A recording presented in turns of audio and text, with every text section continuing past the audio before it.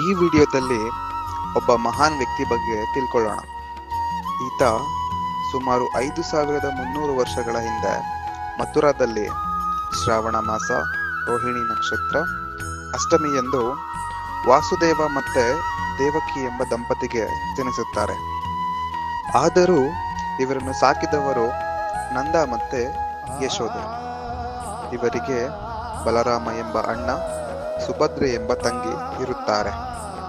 ಇದಲ್ಲದೆ ಇವರಿಗೆ 8 ಜನ ಪತ್ನಿಯರಿದ್ದರು.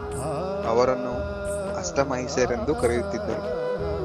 ಅವರು ರುಕ್ಮಿಣಿ, ಸತ್ಯಭಾಮ, ಜಾಂಬವತಿ, ಕಳಿಂದಿ, ನಗ್ನಜಿತಿ, ಮಿತ್ರವಿಂದ, ಭದ್ರ ಮತ್ತು ಲಕ್ಷ್ಮಣ.